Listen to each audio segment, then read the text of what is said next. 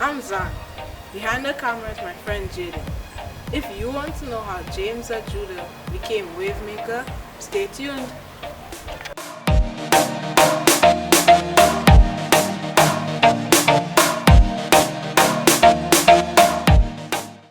Welcome to our docu-series Boys to Men, where we interview interesting men about the lives they've led. Today, our guest is Mr. James Wavemaker Judah, entertaining the world one photograph at a time. Good afternoon, Mr. Wavemaker.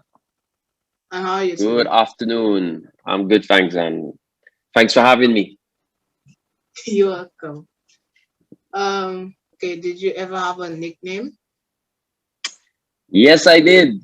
I had a few. Some I can't tell you, but one name that I had was Head because I've got a big head, and funny enough, like in school, there was a tennis brand that I had head shoes, head tennis rackets, head pencil case.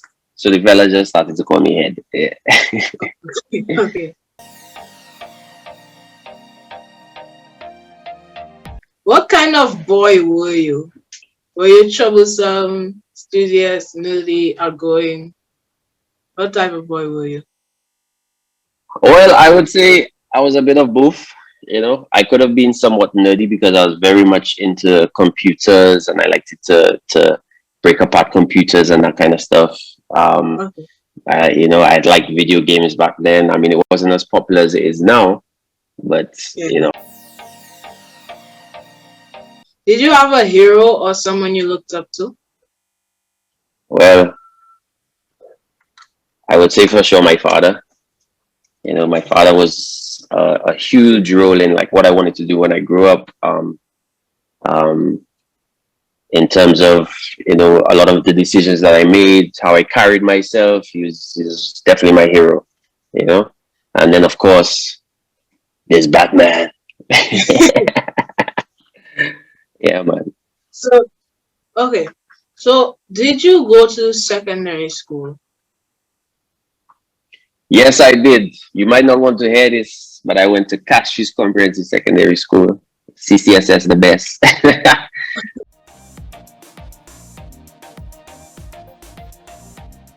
So, what was your favorite photography job and why? hmm.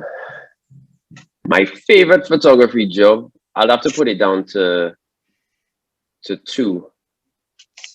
The first one I would say is the basically for St. Lucia Jazz Festival. That's the biggest photography like job in St. Lucia back then. And so for the past couple of years, we had tried that, and me and my business partner Jesse, they they didn't take us on. Years later, you get to hear the story, and they were like, "Who are these guys? I don't know who they are. We're not giving them no pass, like Okay. nothing." So we try, but then it just so happened that what the one year we put together such a strong proposal with also just before the proposals were we had to give it in. We started to post some of our old pictures online on social media, and it created a buzz. And because Yeah. people were like, "Eh, how I never see pictures from jazz coming out like that," and so on. So we won that contract, and this was really the first time young entrepreneurs had won that contract. And Wow. at that job, when they were interviewing us, because they had us in the press talking to us about young Yeah. entrepreneurs won this job, they said, "What are you going to do different?" Now I had no idea, but I just told them, "Be in for a surprise." Now only time I figured to myself, what we can do different, boy. So that's time, drones just kind of came out and things. Yeah. So that time the Phantom 2 was out. So the Phantom 3 was coming out, but the Phantom 3 wouldn't have been available until June, and Jazz is in May. Yeah. So the next one was the Inspire one, and this was like 5,000 US dollars. And guess Wow. yeah, no money to buy that. So when we got the deposit for the job, we just took the entire deposit and we just paid for that.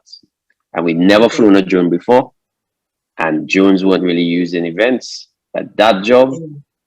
we learned to fly it in one, maybe about 2, 3 days. And that was the first time in St. Lucia that events had drone photography. You are known as the entertainment photographer. Can you please explain what an entertainment photographer is? Yeah, so basically we do events, so event photography. So that Yeah. would include weddings, parties, sometimes even birthday parties, whatever it may be, any type of event. That's what we do. But again, we're not just limited to that. We still do photo shoots. We still do like Yeah. work for businesses and so on.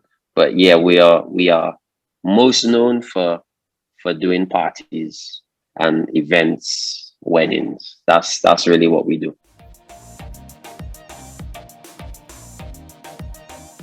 Great. So if you had to choose one camera and one camera only, which one would you choose and what brand? Well, I told you my first camera was Canon, but I'm not a Canon man anymore. I'm a Nikon. I shoot Nikon.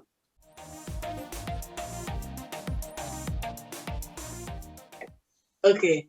So what advice would you give young people like me who that would want to pursue photography? What advice would you give us?